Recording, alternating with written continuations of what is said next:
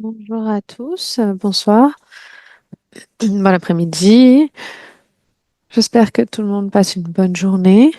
J'aimerais accueillir tout le monde aujourd'hui pour cette session. Donc, au dernier webinaire, nous avons parlé du genre, et donc c'était plus une session technique. Mais aujourd'hui, nous allons un peu changer. Nous allons parler des femmes autochtones et de leurs connaissances traditionnelles. Donc, vous devez vous poser la question, pourquoi est-ce qu'on veut parler des femmes autochtones et de leurs connaissances? Donc, avant de passer à ce sujet, nous allons repasser en revue les règles. Donc, merci encore de nous avoir rejoints. Donc, pour les règles de la maison, durant les présentations, s'il vous plaît, essayez d'éteindre vos micros pour nous permettre de passer la représentation en entière de manière respectueuse. Ensuite, nous avons la traduction disponible. Donc, nous avons la traduction en bas, si vous regardez l'interprétation. Donc, nous allons parler en anglais, mais vous avez aussi le français et l'espagnol, si vous voulez écouter la réunion dans votre langue maternelle. Donc, cette session va aussi être live stream sur YouTube. Donc, elle est enregistrée. Si vos collègues n'ont pas pu rejoindre la réunion et veulent écouter la session, nous avons un lien pour cela et vous pourrez le regarder plus tard. Enfin, pour les questions-réponses, je sais que beaucoup vont avoir des questions, mais plutôt que de nous interrompre, nous avons une question et réponse, une section en bas. Donc, c'est séparé. Si vous regardez en bas, donc s'il vous plaît, utilisez cette section pour mettre vos questions au fur et à mesure de la réunion. Vous n'avez pas à attendre la fin. Vous pouvez les mettre à n'importe quand. Prochaine diapo, s'il vous plaît. Maintenant, avant qu'on parte dans ce sujet, on va parler de l'initiative. Donc, quelle est l'initiative de restaurer ces droits? Donc, d'abord, il s'agit de promouvoir les droits des femmes autochtones et des communautés locales. Et donc, pourquoi est-ce que l'on veut faire cela? Parce qu'on veut plaidoyer pour les politiques et les programmes et les initiatives qui permettent aux femmes et surtout les femmes autochtones qui participent à ces communautés pour qu'elles aient un accès à leurs droits et leurs initiatives. On veut aussi célébrer leur travail en amplifiant leur impact sur une société sociale, culturelle et en progrès économique global, mais aussi de manière internationale. On veut aussi collaborer. Beaucoup de choses qui se passent sur le terrain ne sont pas toujours traduites dans les histoires à l'extérieur. La meilleure manière de le faire, c'est à travers la collaboration. On peut avoir des dialogues sains et des échanges de méthodologie. Pas uniquement des acteurs de restauration sur le terrain, mais nous sommes capables de rassembler des activistes, des militants, des communautés. Et enfin, on veut de l'indépendance. Donc, le but de toute cette institution, c'est de rendre les femmes autonomes en construisant de la capacité avec des alliés pour que, quand le temps soit nécessaire, elles puissent avoir accès à leurs droits. Prochaine diaporama, s'il vous plaît. Donc, il y a trois composants importants. Il y a d'abord le centre pour le plaidoyer. Donc, on veut amplifier et pousser pour des politiques équitables et égales. Donc, comment est-ce que l'on fait cela? On le fait avec des partenariats avec les communautés, avec des recherches, avec des faiseurs politiques et on utilise cet espace pour mettre leur voix en avant. On le fait aussi à travers les histoires que l'on partage. Donc, on amplifie la voix à travers les histoires. Et j'espère que c'est une source d'inspiration pour tout le monde. C'est aussi un échange de communauté comme plateforme. Nous avons pu créer cela avec des travaux précédents. Et si vous êtes intéressé, vous pouvez toujours jeter un œil à notre site Internet. Enfin, notre objectif principal, c'est de créer un centre de ressources d'apprentissage avec des ateliers, des webinaires comme celui-ci et des entraînements, préparer, développer des articles, de la recherche. Donc, si vous êtes intéressé, vous pouvez toujours venir ici et rechercher là-dessus. Et j'espère que ça deviendra un centre pour partager. Vous pouvez le partager avec les autres. Prochaine diapo, s'il vous plaît.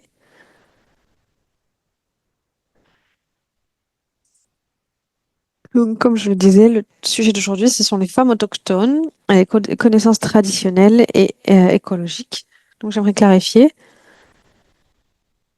Je ne veux pas limiter euh, le discours. Donc, pour partager de cela, nous avons trois merveilleuses oratrices. Tout d'abord, nous avons Rhoda Routenyan. C'est la directrice exécutive des communautés pastorales au Kenya. Ensuite, nous avons Apurva Kacha, qui est une chercheuse senior à la Fondation pour la sécurité écologique, FES, en Inde. Et enfin, nous avons Sushmita Lama, qui est une militante autochtone. C'est une experte, elle a beaucoup de connaissances, elle est en freelance, elle est consultante et elle vient du Népal. Nous pouvons passer à notre premier orateur. Soumina, si c'est bon, mets-moi un pouce en l'air. Parfait. Donc avant de donner la parole à Rhoda, laissez-moi rapidement vous donner un peu de contexte par rapport à Rhoda. Et avant de faire cela, je vais vous parler brièvement du sujet d'aujourd'hui. Donc pourquoi est-ce que l'on veut parler des femmes autochtones et des connaissances traditionnelles? Pour honorer deux choses. Deux choses qui sont arrivées ce mois-ci. Nous avons célébré les populations autochtones dans le monde, et aussi la Journée internationale des femmes, le 5 septembre. Donc cette session va célébrer le leadership des femmes autochtones. Et on espère aussi mettre en avant les connaissances traditionnelles et écologiques vers la résilience, le leadership. Et aussi, on espère pouvoir amplifier le besoin de politiques inclusives et de pratiques qui respectent tous les droits. Donc, c'est important de relier cela au cadre de la biodiversité de Montréal qui arrive bientôt. Mais si vous voulez en apprendre plus, c'est disponible en ligne. Donc, je vais vous donner simplement un peu de contexte. C'est la directrice exécutive de Pastoral Communities Empowerment Programme. Donc, elle est une développeuse sociale. Pardon de, pardon de vous contredire. Rhoda n'est pas encore là pour le moment. Est-ce que c'est OK pour vous si on passe d'abord à Power? Bon, très bien, désolée. Donc, je vais introduire Apowa à la place. Donc, pour continuer, donc, le premier orateur sera Apowa Kachwa. C'est une project manager senior pour la FES, une ONG sur la conservation de la terre et les ressources communautaires et les ressources naturelles. Elle travaille sur le fait de renforcer les systèmes écologiques et construire de la résilience pour les communautés qui dépendent des ressources naturelles. Et donc, aujourd'hui, sa présentation ou discussion sera sur sa propre recherche et comment est-ce que ça a eu un impact sur les communautés. Donc, Apo, c'est à toi. Merci beaucoup. Merci beaucoup de m'avoir donné cette opportunité. Votre voix est claire et votre vidéo est claire. Est-ce que vous pourriez partager ma diapo? que je puisse montrer sur quoi portait mon étude. Donc, quand on parle des femmes et de leur leadership, les zones potentielles qu'il faut regarder,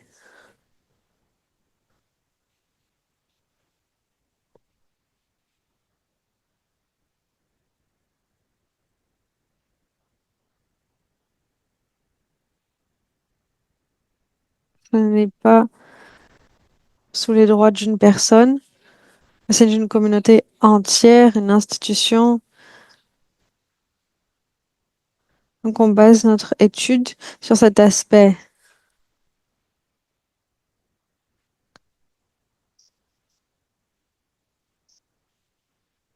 Donc, qu'est-ce que l'on voit?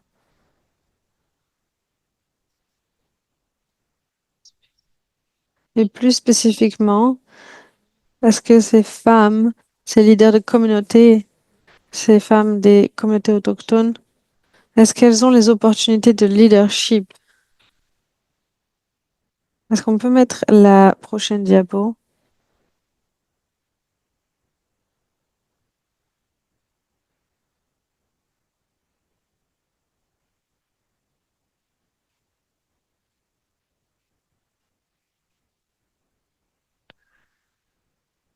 Donc, comme je dis, par définition, il y a les ressources d'alimentation commune, gérées par la communauté et les collectifs pour un bénéfice partagé.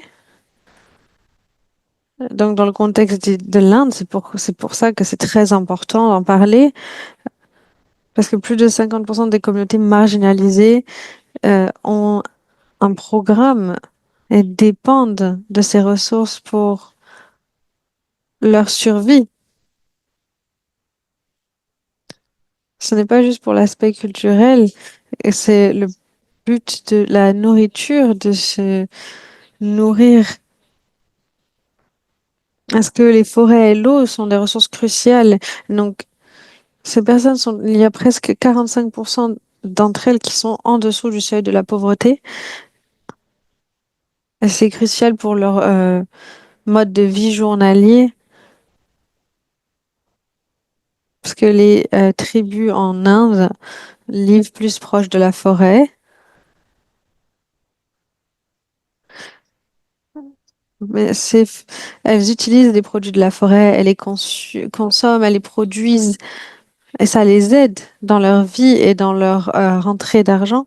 Prochaine diapo, s'il vous plaît.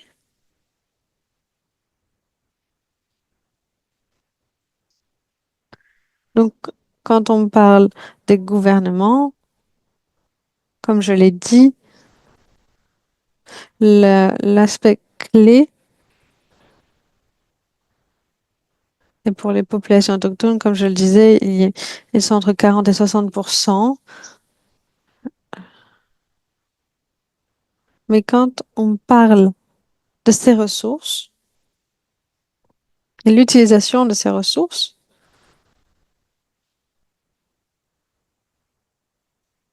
donc de quoi est-ce que nous parlons essentiellement?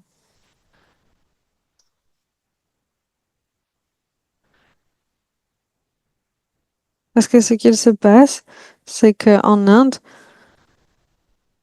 on appelle la nourriture une production de forêts mineures.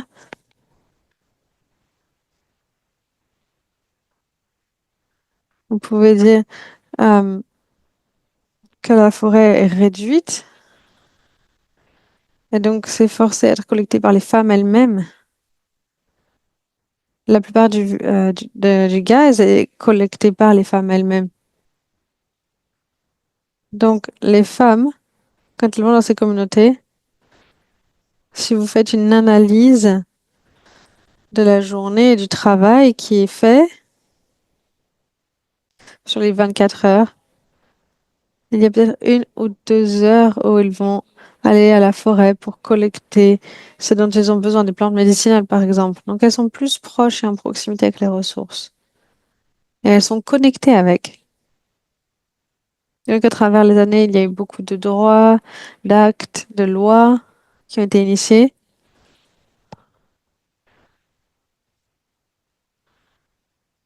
Donc, il y a eu des corps de gouvernement. Il y a aussi le Forest Right Act qui donne donc accès aux communautés autochtones.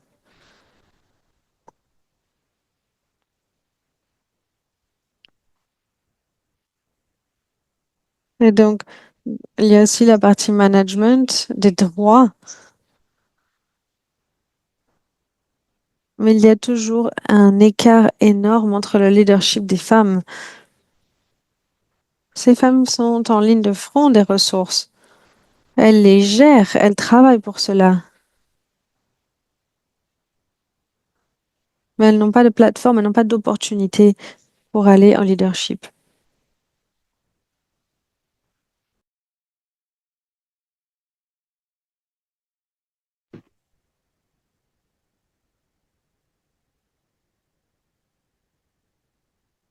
Diapositive suivante, s'il vous plaît.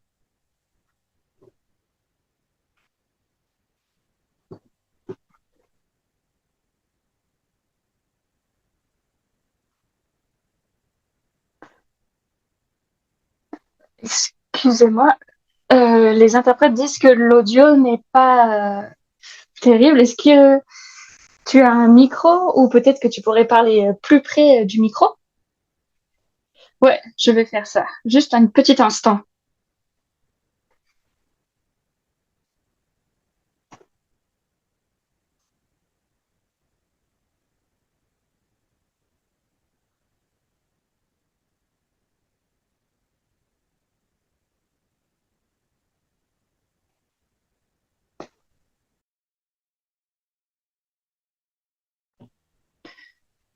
Est-ce que le son est un peu meilleur maintenant?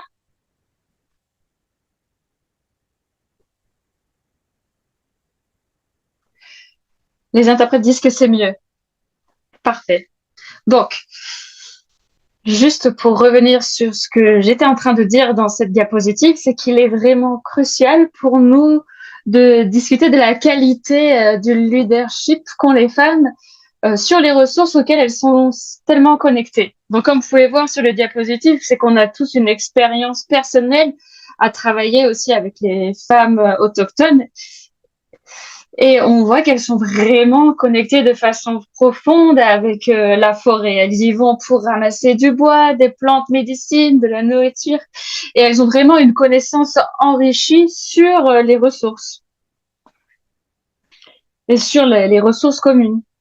Mais ce que l'on a remarqué, c'est que même si les femmes possèdent cette connaissance, mais qu'elles n'ont pas eu la plateforme pour arriver à des positions de leadership dans lesquelles elles auraient pu prendre des prises de décision. Est-ce qu'on pourrait remettre les diapositives, s'il vous plaît? Juste une petite minute. Mon Internet pose problème. Excusez-moi.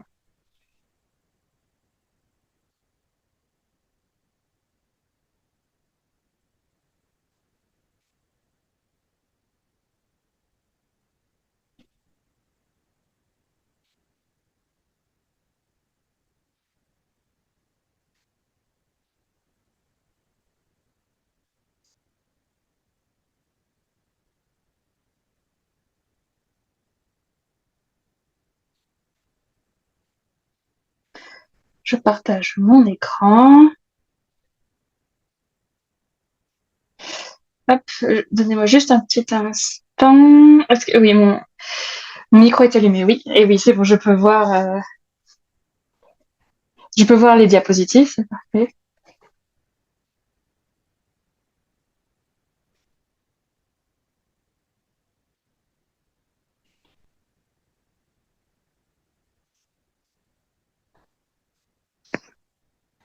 Et maintenant, est-ce que c'est bon? Oui, c'est parfait. Merci beaucoup.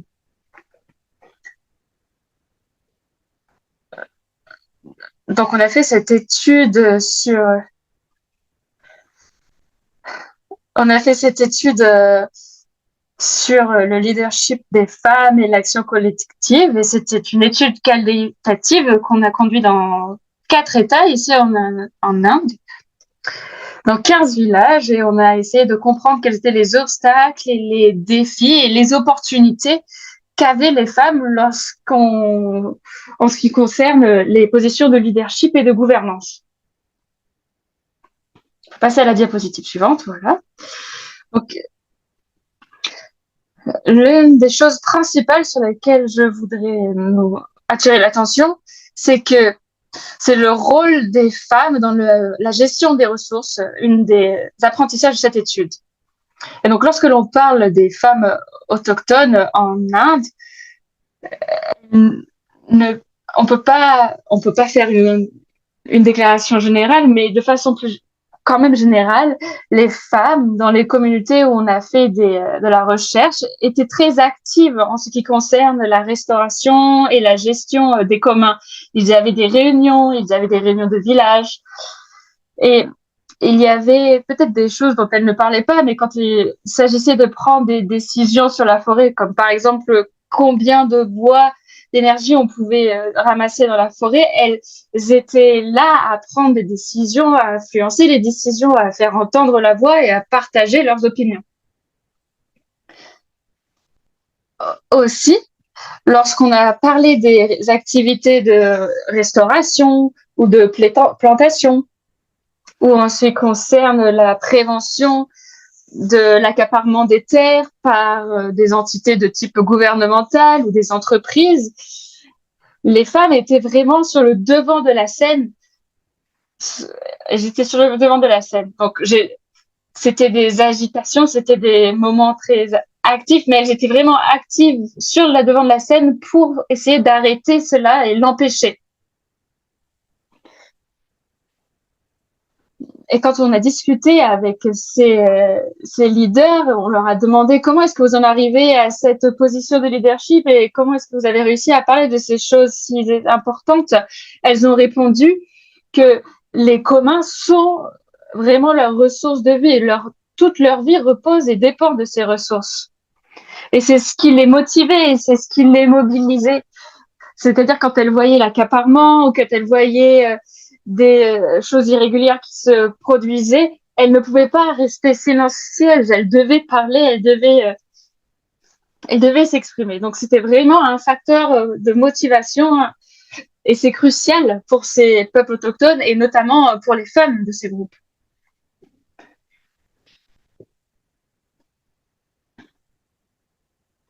On peut clairement voir les efforts mis en place par les femmes dans la restauration. Mais il fallait aussi comprendre que quand les femmes participent autant dans les mesures de restauration, vous protégez votre forêt, vous la gardez, vous faites des patrouilles quotidiennes pour repérer les potentielles pénétrations, les potentielles déforestations illégales. Mais alors, on leur a posé la question, mais quelles sont les opportunités auxquelles vous avez accès pour intégrer le groupe de leaders et pour prendre les décisions finales? Et on a pu voir que même s'il y a des réglementations, des lois qui ont instauré que les personnes, enfin, que ces communautés aient au moins 50% et un tiers de femmes, mais donc il y a des régulations en place comme ça qui veulent favoriser, mais il y a toujours des normes et des pratiques culturelles qui n'ont pas assez bougé.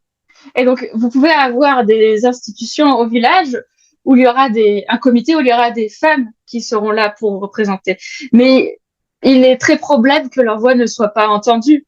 Ou alors une autre situation, vous pourrez voir des femmes qui sont assises ici, mais on va jamais leur demander leur opinion. Et il y a des femmes dans certaines communautés qui trouvent que c'est très difficile de prendre la parole et de présenter leur perspective. Donc voilà, ce sont des normes structurelles et patriarcales qui vraiment sapent ces efforts et posent problème aux femmes pour accéder à la gouvernance. Et donc, il y a l'acte qui demande à ce qu'il y ait l'intégration de ces acteurs, mais ce n'est pas suffisant pour qu'il y ait des changements radicaux dans la société. Et donc, quand on a vu ça, et là, vous avez un diagramme de veine, on va du plus bas au plus haut. Et le plus bas, c'est quand les femmes leaders n'avaient aucune opportunité pour faire des présentations, pour intervenir.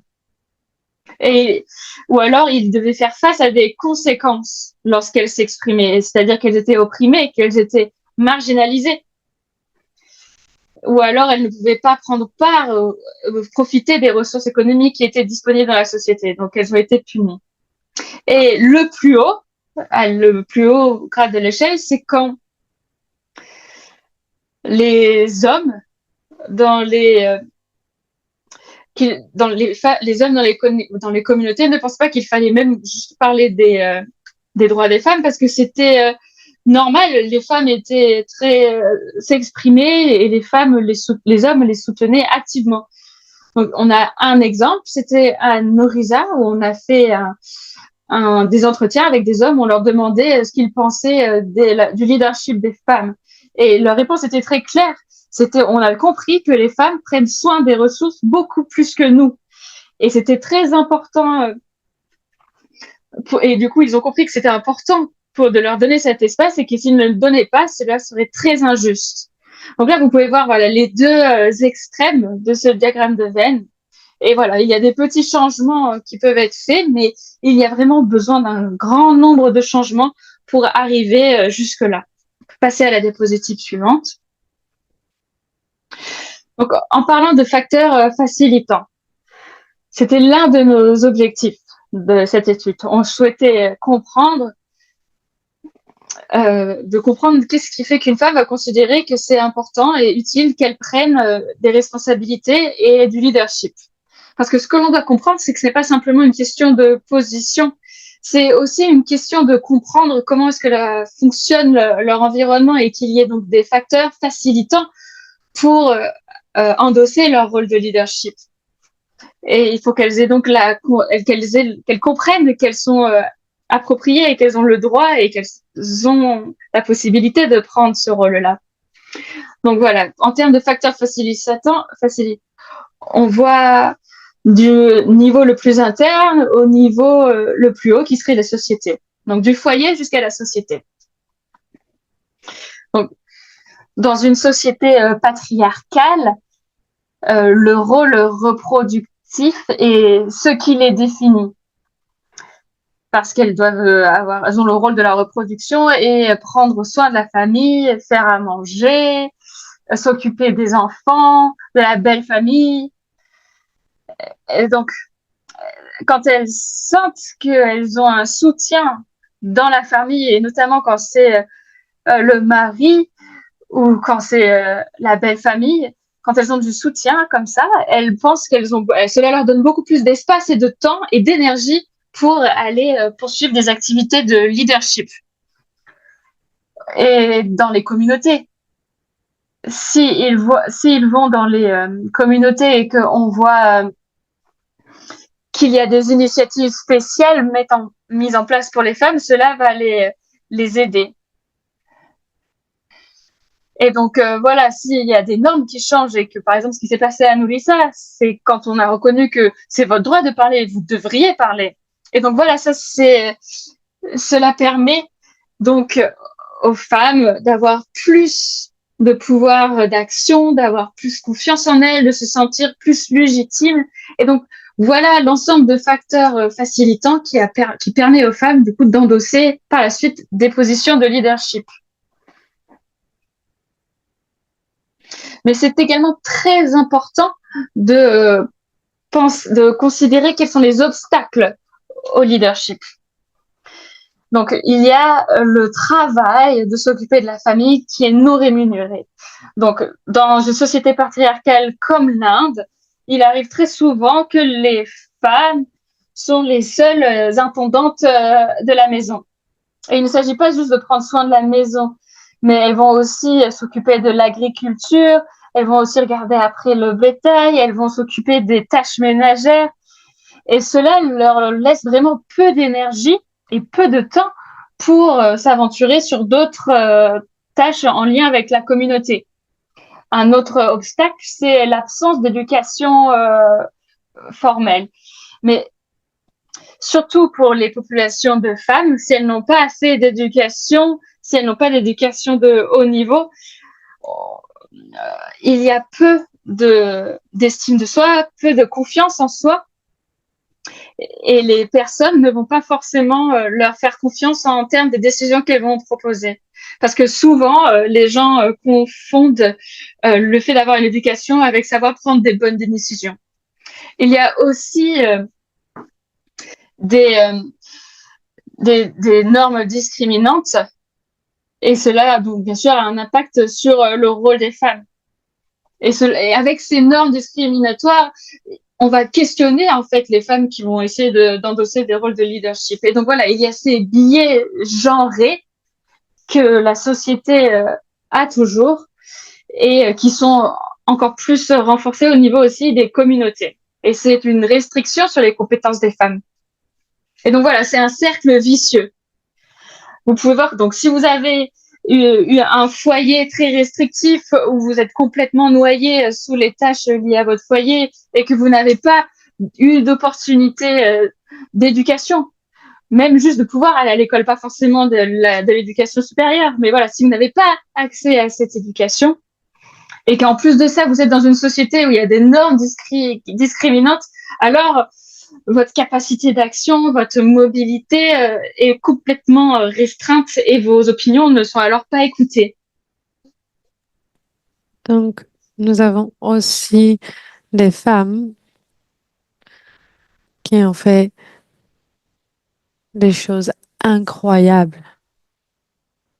Donc, elles sont arrivées à des positions,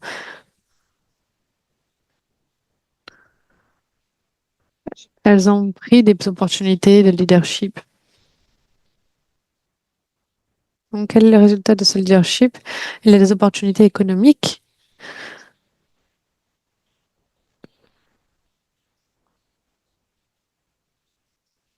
Les femmes dominent dans l'État en Inde. C'est une population autochtone qui domine l'État en Inde. Et donc, c'est très grand en Inde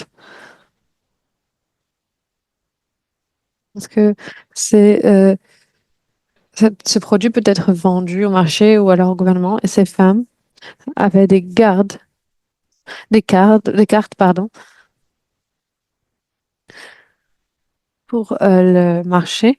Ça n'a pas été mis au nom des femmes, mais au nom du mari. Ou si elles sont seules, au nom du père. Donc ces femmes, elles ont dit que c'était elles qui collectaient et envoyaient cela. Donc pourquoi est-ce qu'elles doivent euh, avoir ces cartes à un autre nom? Ça devrait être leur nom. L'argent devrait être mis dans mon compte. Et ils l'ont fait. Et maintenant, ils ont changé les noms sur les cartes et l'argent arrive sur leur compte. Et ces femmes travaillent dur. Elles ont travaillé très très dur comme dans les photos. On peut voir les plantations. Donc, donc elles ont vu que les arbres autochtones, c'est très utilisé et nécessaire pour des parties de ce qu'elles collectent et des pratiques écologiques. Et donc elles ont vu la déforestation qui allait couper ces arbres pour planter d'autres variétés d'arbres. Les femmes ont été agitées. Elles ont dit ça ne peut pas être fait. Parce que vous détruisez la biodiversité. Parce que vous ne prenez pas juste quelques arbres. Vous prenez aussi l'herbe, les animaux qui dépendent de cela. Et on ne va pas laisser cela se produire. Et elles ne l'ont pas laissé se produire. Et la troisième chose, quand on voit des femmes qui arrivent, quand on voit des femmes fortes qui mettent en avant leurs opinions, on voit plus d'opportunités pour plus de leaders à surgir.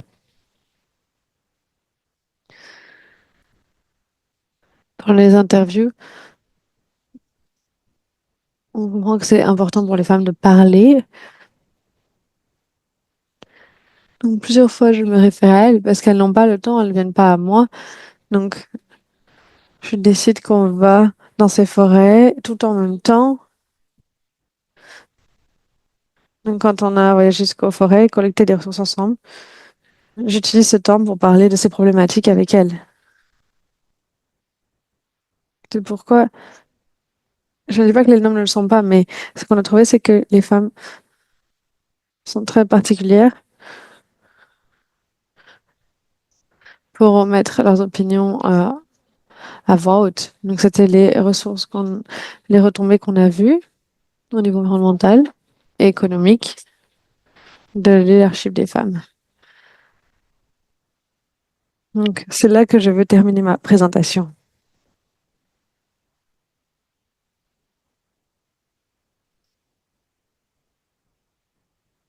Merci beaucoup pour ta présentation.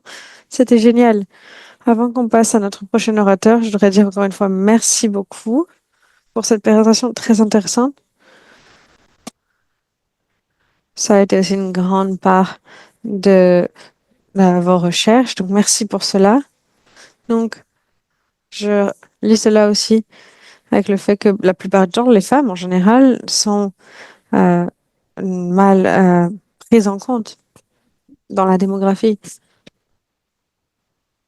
C'est pourquoi on parle de leur connaissance traditionnelle, parce que s'il y a celles qui transmettent à leur famille, et donc ça devient un point de concentration plus spécifique.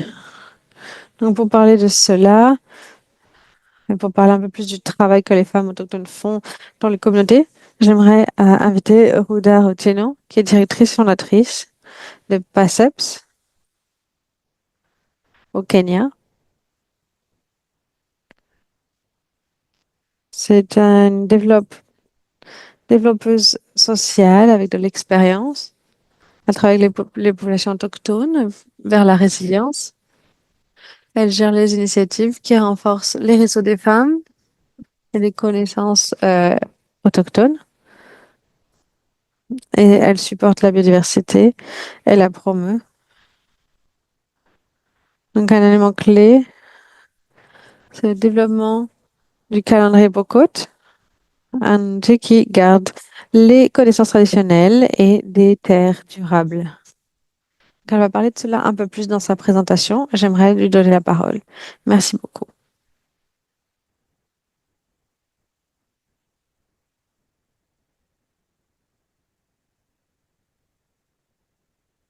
Rhoda, j'aimerais t'inviter à... Merci.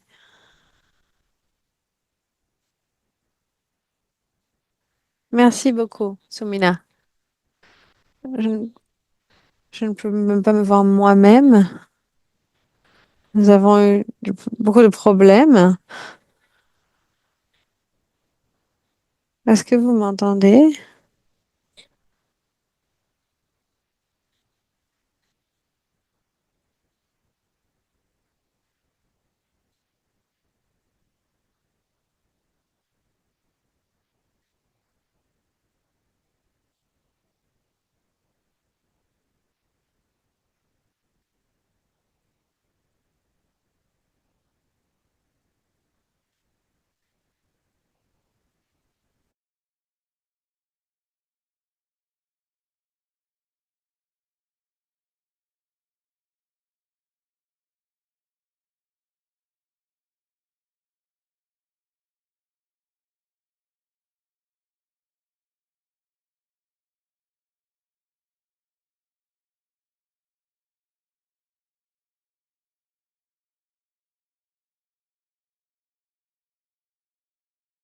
Je vous entends, mais il y a un problème.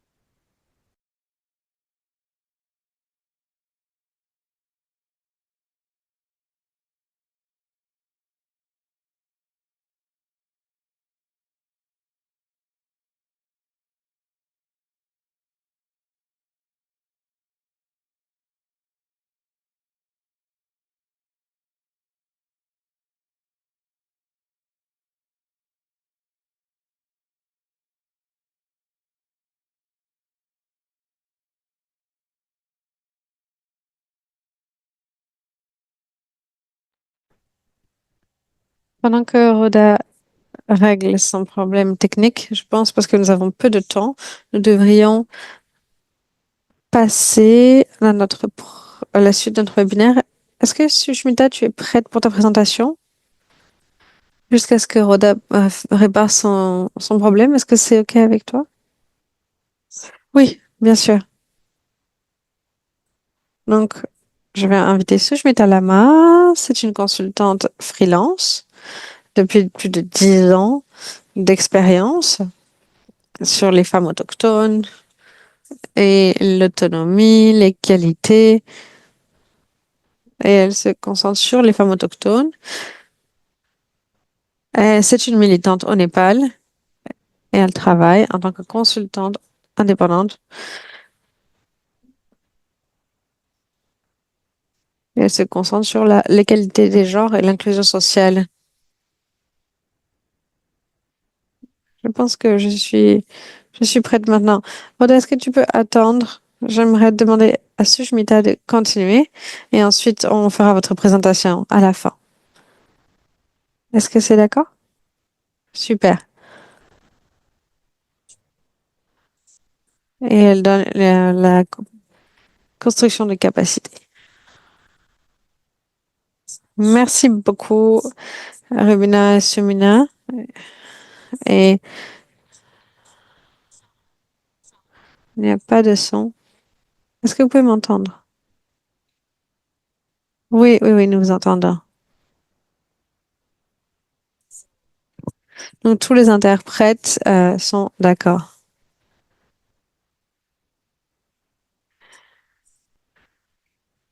Il y a un peu de problème là où je suis, donc je dois mettre mon micro. Merci beaucoup de m'avoir. Merci beaucoup à l'équipe des femmes pour la biodiversité pour ce webinaire pour les femmes autochtones.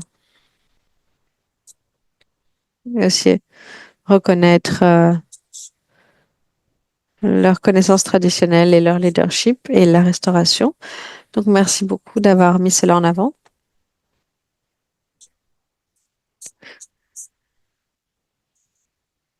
Je pense que Rhoda a des problèmes avec le son. Oui, continuez avec la présentation, ne vous inquiétez pas. Merci. Donc, merci beaucoup pour partager des détails sur le leadership et les femmes autochtones et les conditions et la situation. Mais aussi partager les histoires pour ces personnes qui travaillent en Inde. Donc, aujourd'hui, je vais partager plus de CEDOGR 39 et de comment on peut l'utiliser en tant qu'outil pour les femmes autochtones.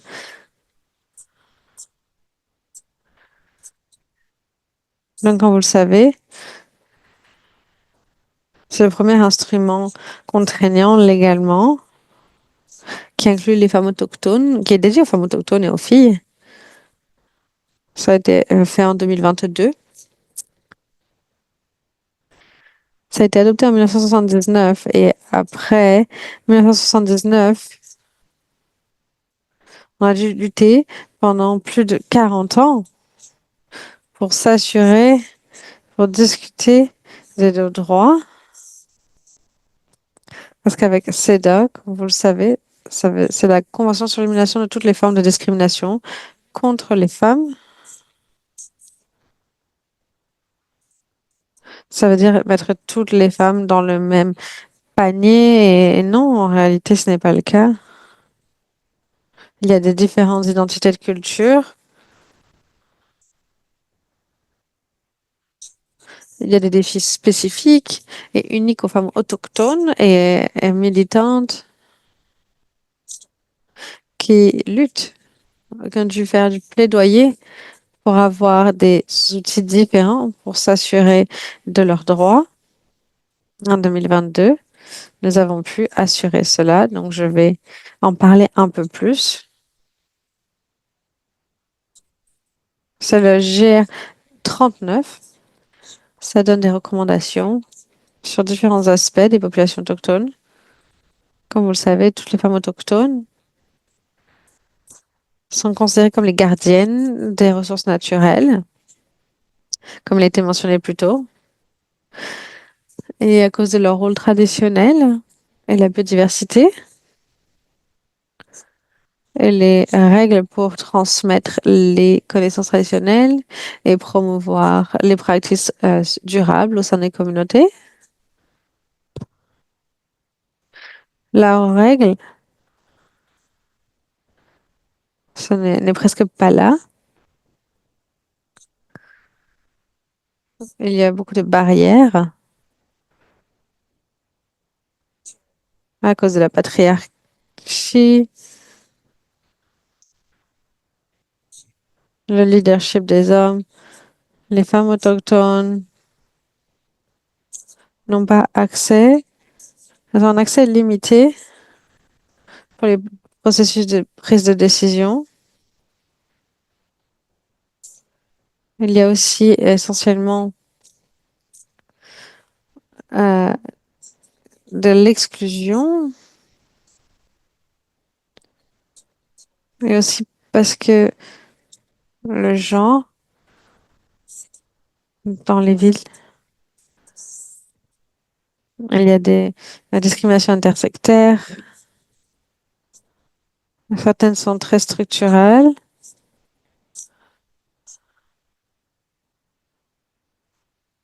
Est-ce que vous pouvez m'entendre? Très bien. OK.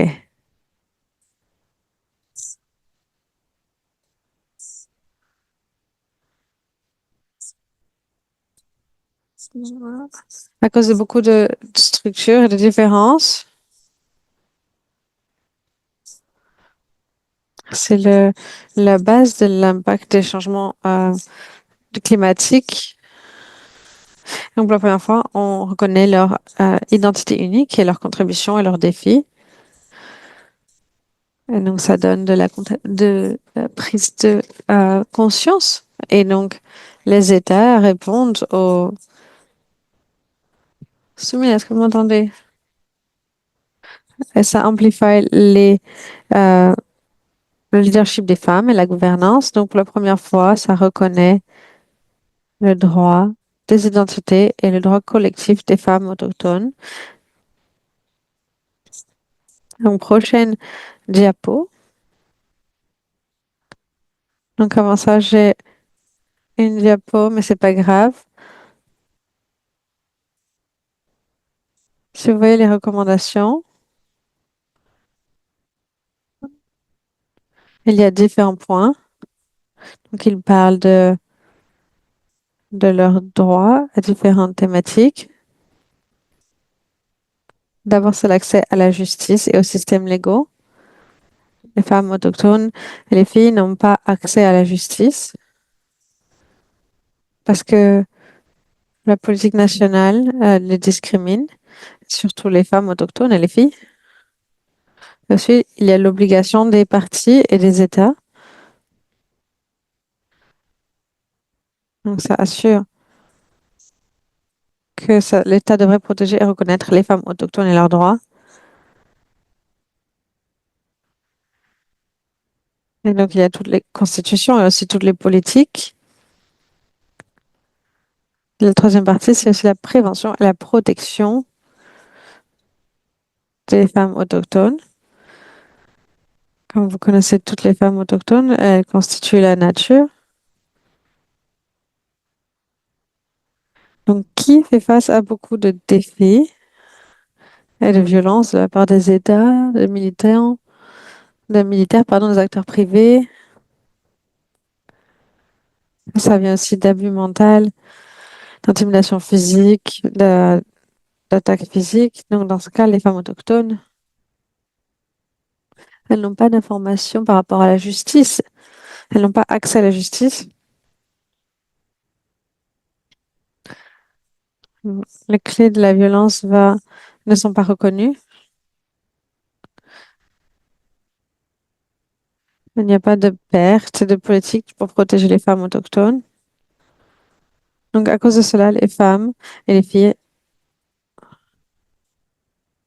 n'avancent pas. Et donc, les femmes autochtones qui survivent à la violence, il n'y a pas de mécanisme de protection pour elles. Donc, ces parties sont aussi couvertes. Il y a aussi la vie publique.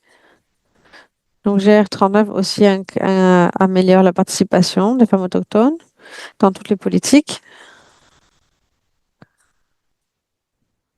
Les politiques sur la biodiversité, ou les instruments internationaux. Elle s'assure à recommander à l'État de s'assurer de leur participation. De l'autre qui a souffert le plus à cause du changement climatique et des désastres, elles savent, parce que les connaissances traditionnelles, ils savent comment agir, comment utiliser les connaissances traditionnelles et protéger la biodiversité. Donc, c'est très important. Et donc, la partie, c'est le droit à l'éducation pour les femmes autochtones qui était déjà mentionné, avec le manque d'accès à l'éducation. Elles ne sont pas incluses dans les processus de prise de décision. Il y a aussi le droit de travailler. On mentionne aussi le droit à la santé, à la culture. Elles ont leur propre culture. Leur langue est différente. L'une des barrières, c'est la langue. Donc, l'information que l'on donne doit être dans la langue autochtone qu'elles peuvent parler et qu'elles peuvent comprendre. Donc, ces parties sont incluses dans le GR39. Elles ont aussi le droit à la terre, au territoire et aux ressources naturelles parce que elles sont très bonnes pour gérer les ressources naturelles, l'eau, la terre, les territoires. Donc, elle devrait être un contributeur actif et non pas un bénéficiaire secondaire. C'est pourquoi c'est très important.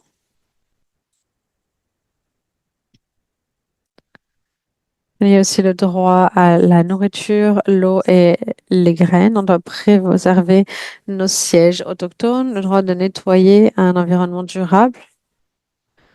Ce sont des recommandations clés que le CIDO GR39 a mis en avant. S'assurer le droit des femmes autochtones et des filles. Peut-être que la slide avant cela. Et voilà. Donc la question, comment est-ce qu'on peut renforcer le droit en utilisant le CIDO GR39?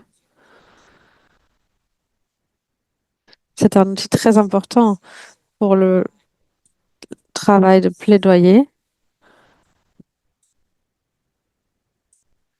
Donc, on doit introduire le CIDO GR39 pour s'assurer que la voix des femmes autochtones soit inclue, respectée et reconnue et répondue dans le rapport. On sait tout ce qu'on doit rapporter tous les 4 ans.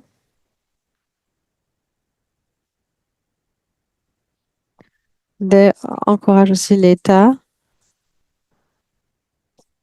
à garder l'expérience des femmes autochtones et de répondre aux cas importants et d'avoir des plans d'action nationaux. Vous devez vous engager pour vous assurer que les femmes autochtones aient des droits. Donc, c'est très important. Et ça influence les prises de décision. Donc, ça assure que la représentation des femmes autochtones n'est pas uniquement euh, au niveau local, mais aussi au niveau haut des corps gouvernementaux. Et ça demande aussi d'avoir des quotas de femmes autochtones dans différentes prises de décision, les partis comme les parlements, les conventions, tous les corps nationaux. Aussi, ça assure que les femmes autochtones ont une participation qui a du sens. C'est durant les discussions sur la CBD et les conférences environnementales. Prochaine diapo, s'il vous plaît. Merci. Donc, mon expérience, donc APP, c'est pour les populations autochtones, qui j'ai travaillé pendant 2 ans à IPP. Et donc, c'est pour s'assurer des droits des populations autochtones en Asie. Donc, c'était formé en 2019. Nous avons donc 2 femmes leaders de différents pays. Et je soutiens toujours NIVA. Pour les capacités institutionnelles, donc mon travail avec APP et NIVA, ce que je trouve le plus efficace pour avoir une action durable. La première, c'est la capacité de construction pour donner de l'information. Mais quand vous donnez de l'information, vous devez vous assurer que l'information est donnée dans la langue qu'elles comprennent. Et elles comprennent et qu'elles peuvent aussi parler. Donc, en Asie, les communautés autochtones et locales sont très diverses. Il y en a partout dans le monde. Mais ici, en Asie, c'est très divers. Si on parle du Népal, notre gouvernement a reconnu 60 populations autochtones, communautés autochtones au Népal. C'est-à-dire qu'il y a 60 langues différentes. C'est bien plus que ça. Donc, ces choses, nous devons les considérer. C'est un défi. C'est- Je pense qu'on peut travailler sur cette partie si on a un engagement fort et donner de l'information. L'information devrait être accessible pour eux, sensible. Et en ayant cette information, on peut construire des capacités avec des organisations régionales et des entraînements pour avoir différentes conférences sur l'environnement, sur les droits humains. On va préparer nos participants de différents pays, comment ils peuvent s'engager de manière forte et aussi comment est-ce qu'ils peuvent contribuer à la CDB. Donc, on va inclure les femmes autochtones au niveau des prises de décision. Donc, c'est une stratégie très efficace pour les collectifs et les plaidoyers. Et la deuxième partie, c'est le programme d'échange. Donc, nous travaillons dans différents pays. Donc, quand nous faisons des programmes d'échange d'un pays à un autre ou d'une communauté à une autre, elles apprennent comment les femmes autochtones sont impliquées dans la gestion des ressources, comment elles sont incluses dans les écosystèmes et la restauration, comment elles sont engagées vers la communauté cette année, les pratiques pour construire la solidarité et comment elles préservent leur nourriture sur la souveraineté, comment elles préservent les graines. Donc, on peut mettre cela en avant, ces connaissances, cette nourriture et ces pratiques. On veut amener cela en pratique. Donc, pour cet échange, ce programme d'échange, c'est très important et très efficace. C'est ce que j'ai trouvé. Et donc, les recherches stratégiques à différents niveaux, les acteurs d'État, les acteurs non d'État, du niveau national, au niveau régional. Donc, la partie la plus importante, c'est qu'on doit lier les expériences sur le terrain pour le plaidoyer au haut niveau. Parce que peu importe les politiques que l'on fait, les décisions que l'on prend, ça va nous affecter, ça va affecter l'impact et la vie des femmes sur le terrain. Donc, pour prendre la décision au haut, on doit comprendre les expériences et les partenariats avec les organisations avec les organisations des femmes, avec les communautés locales. Ça nous donne les connaissances, ce qui se passe sur le terrain pour qu'on puisse faire un lien entre le local et le global. Et aussi, et avoir des connaissances autochtones et de la culture, c'est très important. Et donc, il y a aussi la documentation de l'histoire de plaidoyer,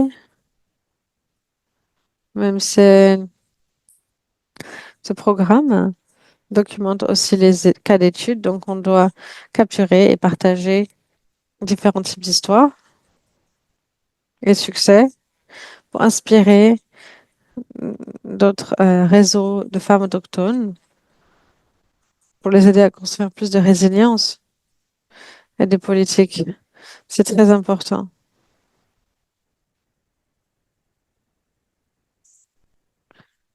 Et donc aussi de la recherche avec des stratégies efficaces pour avancer la qualité. Prochaine diapo, s'il vous plaît. Donc, j'ai préparé une présentation assez rapide pour les instructions. Donc, c'est tout pour ma présentation. C'est une photo de la réunion à Chiang Mai. Je crois que c'était cette année. Donc, si vous avez des questions, s'il vous plaît, faites-moi savoir. Si vous en savoir plus, on peut aussi partager les ressources. Je suis très ravie de répondre à des questions. Merci beaucoup. Merci beaucoup, Sushmita. C'était vraiment une super présentation et c'était très important, tout ce que tu nous as pas partagé, tout ce que tu nous as partagé. J'aimerais inviter Rhoda. Cela me permet de rebondir sur quelque chose que tu as mentionné qui était très important, c'est la documentation. La documentation des cas d'études. Et je pense que Rhoda a quelque chose de très important à nous partager à ce niveau-là, en ce qui concerne son histoire et le travail qu'elle fait au Kenya. Et donc, je passe la parole à Rhoda. Je t'ai déjà je t'ai déjà présenté, donc je ne vais pas le faire plus en détail. Et je te passe la parole. Merci beaucoup. Merci, Rovina. Je suis ravie d'être ici et excusez-moi pour mon réseau qui était vraiment très mauvais en ce moment parce qu'on a eu eu des pluies diluviennes récemment. Et donc je travaille avec PACET qui est le programme d'empouvoirment des communautés pastorales. C'est une organisation non gouvernementale créée par des autochtones et menée par des femmes. Mais quand on l'appelle comme ça ne concerne pas que les femmes. Parce que dans notre communauté, on se rend compte que dans nos communautés, les femmes, quand elles ont des problèmes liés aux ressources et à leur accès, qu'elles soient privées ou publiques, on se rend compte que les femmes ont le même problème que la jeunesse.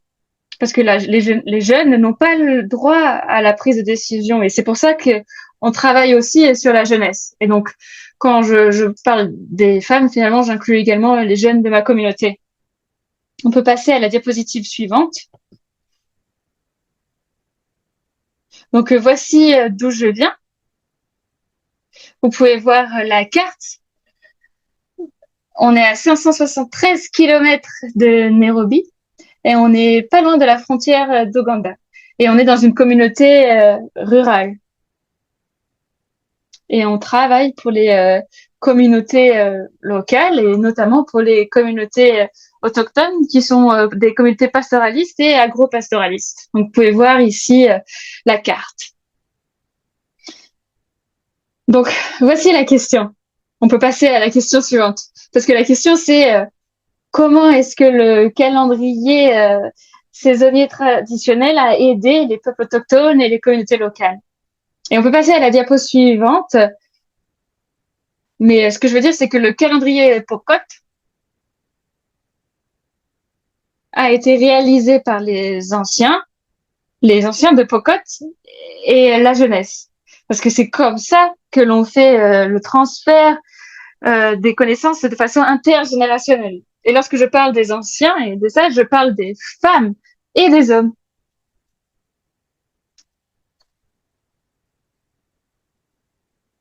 On ne voit plus ma diapositive. Robina, on ne voit pas ma slide.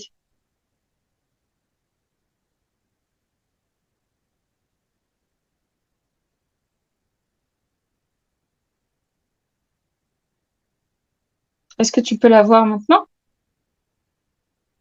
Voilà, c'est bon, je la vois. Parfait.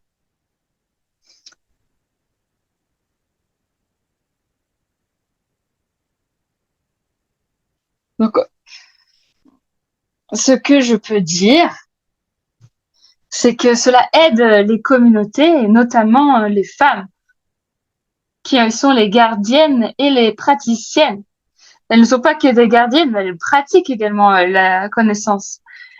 Et c'est elles qui savent quoi faire et quand le faire. Donc, par exemple, les femmes savent que quand les choses fleurissent ou quand les animaux bougent ou les oiseaux migrent. Par exemple, ici, quand les ours migrent vers le nord, mais quand les insectes vont vers le sud, alors on sait qu'il va y avoir beaucoup de pluie cette année et du coup, les personnes planifient en fonction. Et donc, quand ils vont du nord au sud, alors c'est un bon signe. Et quand ils vont du sud au nord, alors il faudra faire attention et des problèmes pourraient s'annoncer. Et aussi, les femmes utilisent le calendrier pour restaurer et pour garantir que c'est le bon moment pour planter des arbres et que c'est également le bon moment pour planter la culture et les cultures et que parfois c'est le moment aussi de bouger les animaux d'un autre moment ou d'aller pratiquer une autre zone pour le bénéfice de la communauté. Et le calendrier a également donné la capacité de prise de décision aux femmes. Ça leur a donné un argument de prise de décision. Parce que les femmes se sont rendues compte que ce sont elles qui peuvent prendre les décisions parce que ce sont elles qui nourrissent les foyers. Et donc, c'est comme ça que j'utilise le calendrier pour les aider à savoir quand récolter, quand planter et quoi faire de façon générale. Donc, quand les femmes récoltent les graines, elles regardent les fleurs, elles regardent la direction des arbres, parce que parfois il y a des arbres qui ont des fleurs que d'un côté et pas de l'autre. Et cela veut dire, et donc cela va aider les femmes à prendre la bonne décision pour bien gérer la façon dont ils vont utiliser les graines et comment ils vont planter pour maximiser les ressources pour l'année prochaine. Donc voilà comment ils utilisent le calendrier.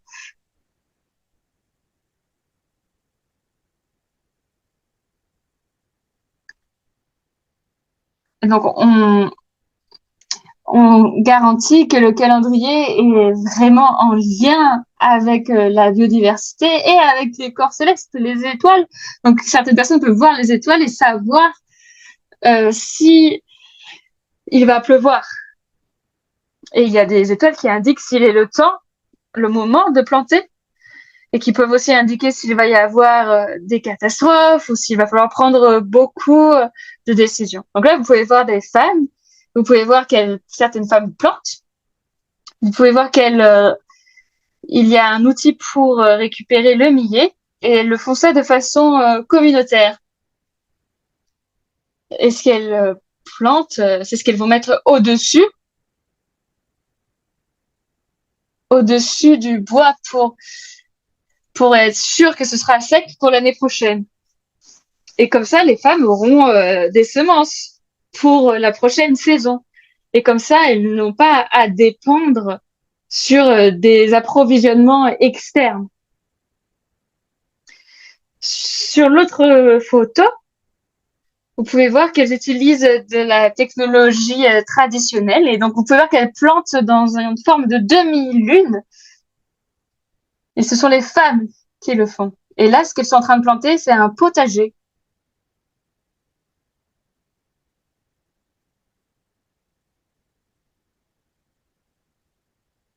Et en fait, cette façon de planter permet de garantir que l'eau restera et ne s'échappera pas. Et cela a vraiment aidé les femmes à planter avec succès. Vous pouvez voir qu'il y a les jeunes avec elles d'ailleurs, comme je vous l'avais dit.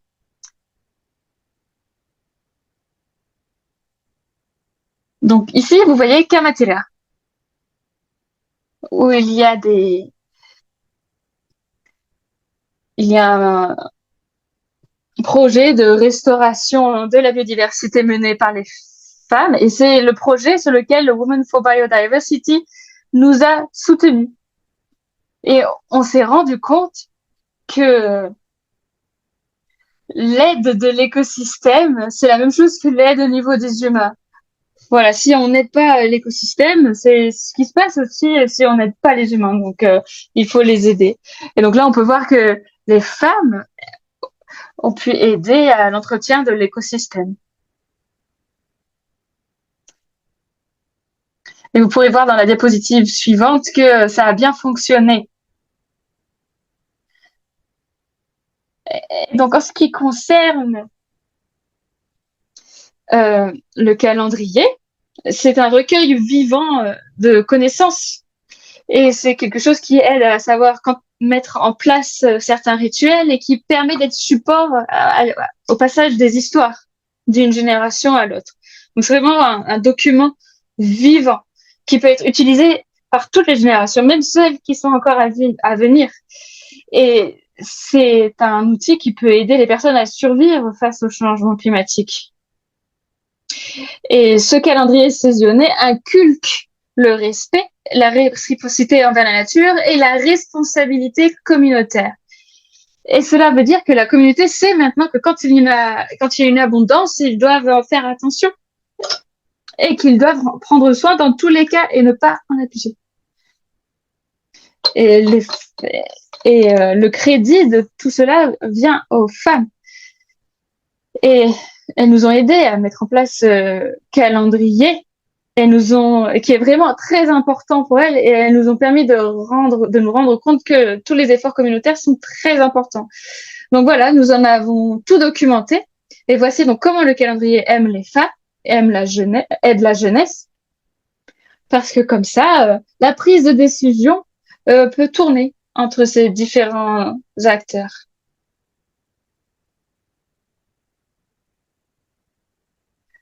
Et cela a un impact sur quand est-ce qu'ils vont accéder aux ressources et quand est-ce que telle ou telle chose va être mise en place en ce qui concerne ces ressources. Donc voilà ce que j'avais à dire pour le calendrier. On peut passer à la diapositive suivante. Très bien. Donc, vous pouvez voir à gauche, il y a Kamatira avant que l'on est intervenu avec le projet de Women for Biodiversity. Donc voici ce à quoi ressemblait Kamatira. Et là, vous pouvez voir les trois femmes à droite qui vont visiter le même endroit, et vous pouvez voir la régénération et la restauration avec les arbres qui ont été plantés. Et donc, on est vraiment content parce qu'on voit qu'il y a des changements qui se mettent en place. Et les femmes dépendent de la forêt, et surtout à Kamatira, ils en dépendent pour l'eau, pour les ressources, pour les herbes, pour le bois de chauffage, la nourriture, et aussi pour les animaux qui viennent ici pour pâturer. On a planté 5 hectares et on cherche déjà à en planter davantage avec le succès de cette première phase. On a planté 3520 arbres et ils vont tous bien, et cela nous a aidé à vraiment restaurer la biodiversité sur place. Donc là, vous pouvez voir les graines qui ont été ramassées par les femmes. Et donc voilà, on va dans la forêt en tant que femme et on ramène les graines. et notamment les arbres et les espèces importantes qui sont en voie de disparition, mais qui sont importants à la communauté pour des raisons alimentaires ou médicinales. Donc, comme je l'ai dit précédemment, le calendrier, c'est un outil. C'est un outil pour nous aider à garantir qu'on ait des territoires durables et qu'on ait un usage durable des ressources. Et donc, c'est comme ça que les communautés l'utilisent comme un cadre pour gérer les pâturages, les points d'eau, les schémas de pâturage également et les cycles de ferme. Et comme ça, ils peuvent garantir qu'ils peuvent laisser le temps aux ressources de se régénérer.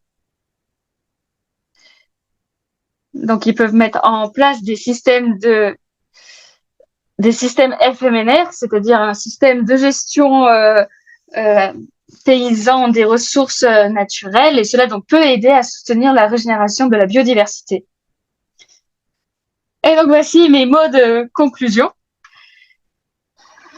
Et j'étais en train de repenser au moment où les femmes étaient en train de porter les enfants sur leur dos et ils n'avaient pas besoin d'avoir un parapluie parce que il y avait des branches qui les protégeaient du soleil. C'était les branches de Sheptuya. C'était Et je sais qu'on n'a pas le temps de tout lire, mais vous pouvez lire cela.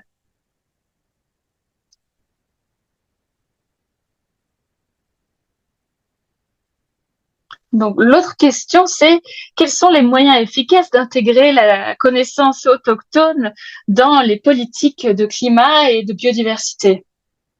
Donc, ce que je dirais pour commencer, c'est que les politiques doivent reconnaître que la connaissance autochtone est une propriété des communautés. Et ils doivent également soutenir la recherche participative en documentant les langues, les calendriers saisonniers, cartographier les systèmes alimentaires et pour garantir que ces politiques soient vraiment ancrées dans les réalités communautaires et les réalités du terrain. Et donc voilà, faire le pont entre différents systèmes de connaissances.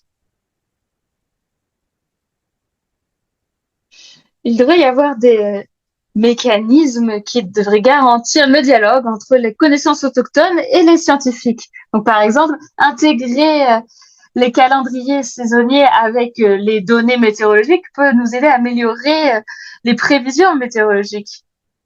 Et en effet, les systèmes alimentaires autochtones peuvent venir informer les transitions agroécologiques au niveau national, au niveau local.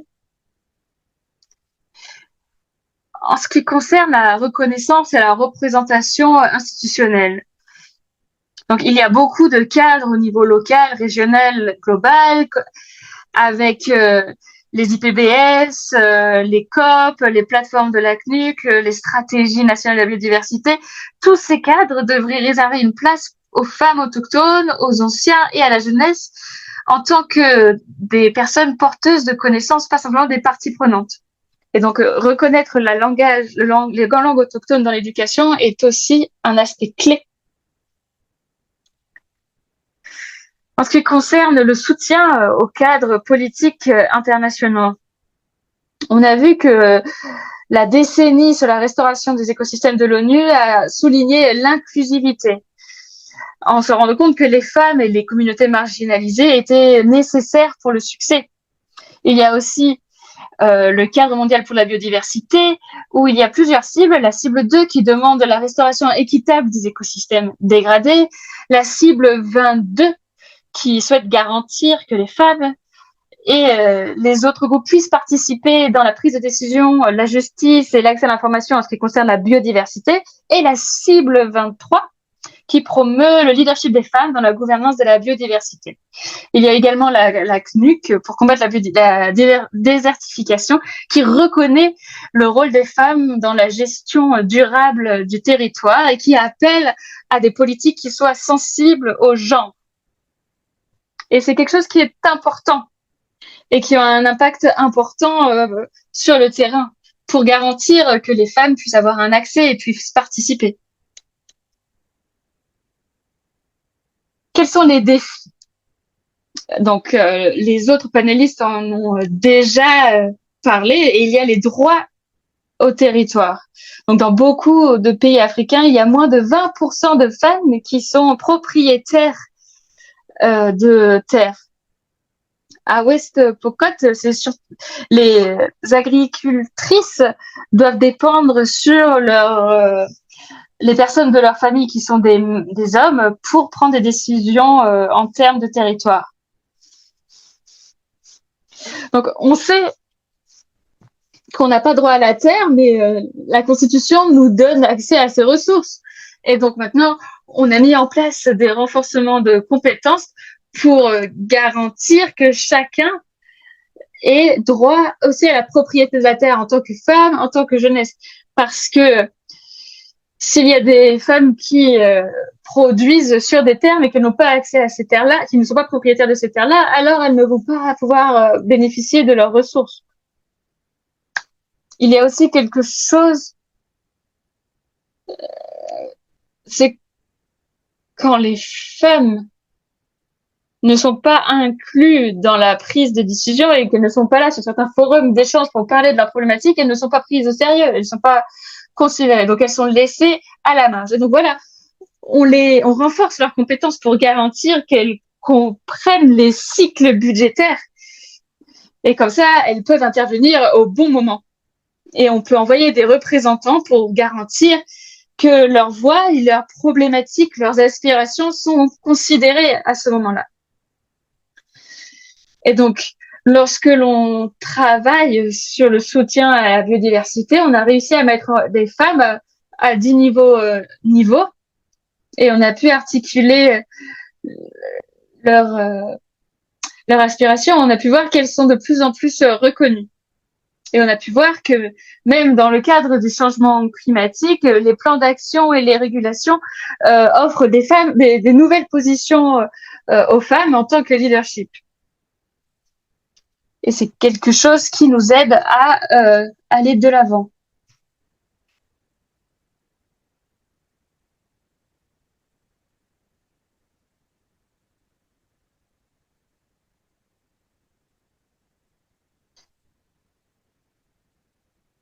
Et c'est quelque chose dont je suis contente. C'est un jalon.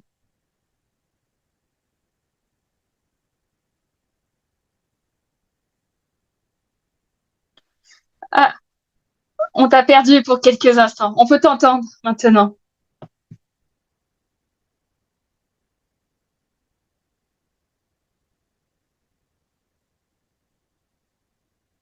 Il y a beaucoup de pluie qui vient d'arriver et donc on a beaucoup de problèmes en termes de réseau. J'en suis désolée. Est-ce que vous m'avez entendu jusqu'au challenge, au niveau des défis?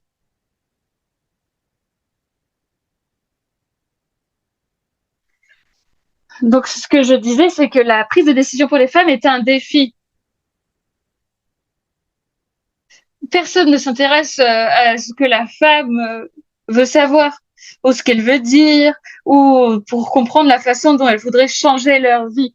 Et donc voilà, dans la prise de décision, on doit garantir que dans les femmes pastoralistes, et notamment au niveau des peuples autochtones et des communautés locales, on doit les soutenir à participer au conseil de gestion des terres communautaires et on doit leur dire de participer à ces instances de budgétisation. Comme ça, elles peuvent mettre en place des stratégies.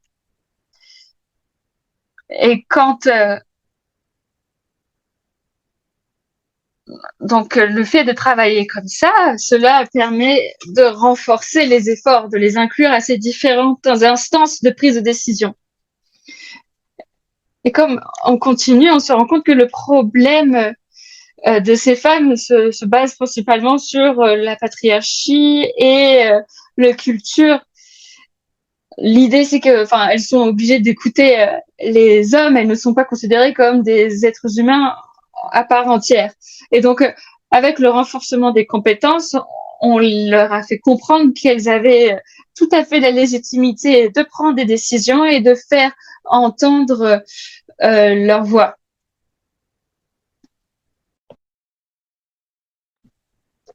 Voici quelques solutions que je veux mettre en avant. Donc, on a mis en place des collectifs autour des terres où les femmes peuvent se rassembler. Et on a remarqué que lorsque les femmes se rassemblent, c'est que, par exemple, on met en place des caisses monétaires collectives. Et on se rend compte que quand on fait ça, en fait, un homme ne peut pas venir et aller prendre cet argent. Et donc, parce que c'est pas à lui, c'est au collectif. Et donc, c'est une façon pour les femmes de protéger leurs ressources.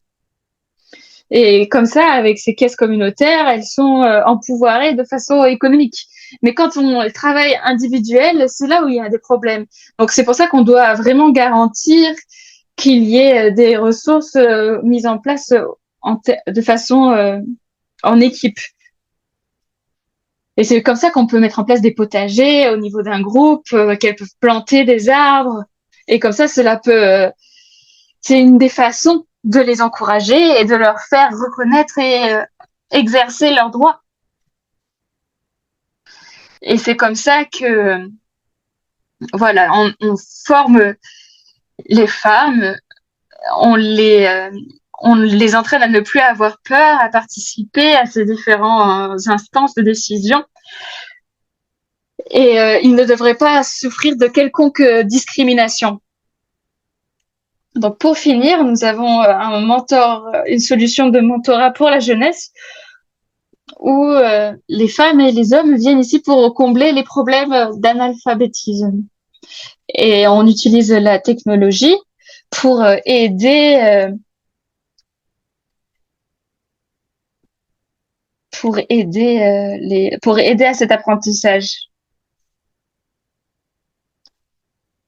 Donc on combine différentes approches, des approches traditionnelles, des approches météorologiques, et comme ça on peut apprendre. Et la jeunesse, les jeunes utilisent la technologie pour faire passer les messages. Et donc parfois ils peuvent diffuser quand il y a des feux illégaux ou lorsqu'il y a de la déforestation illégale. Et comme ça, ils peuvent nous appeler et comme ça, on pourra alerter les autorités pour garantir la protection de la biodiversité. Donc voilà, la jeunesse et les femmes font vraiment un travail formidable, mais il y a vraiment besoin d'un travail de notre part pour renforcer notre soutien et qu'on comble les lacunes. Quand on a commencé ici, j'ai eu un problème technologique, par exemple. Et donc, s'il y avait quelqu'un qui ne savait pas lire, eh ben, il n'aurait peut-être pas. Donc voilà, il faut inclure ces personnes. Et si ces personnes ne savent pas n'ont pas accès à d'autres ressources et vont continuer à penser que les hommes sont les seuls à pouvoir prendre les décisions. Il faut pouvoir changer cela et toucher toutes les personnes. Merci beaucoup, Rhoda. Donc, cela conclut notre session. On n'a pas le temps pour les questions, n'est-ce pas? Non, malheureusement, nous n'avons pas le temps pour les questions. Donc, vous pourrez envoyer les questions aux panélistes. Mais il faut qu'on prenne une photo de groupe. Et je suis vraiment désolée pour le retard et pour le fait qu'on n'ait pas pu avoir une discussion. Donc, merci à tous et à toutes d'allumer vos caméras pour qu'on prenne une photo de groupe. Est-ce que tous les panélistes peuvent allumer leurs caméras? Parfait. Sourire, on sourit. Super.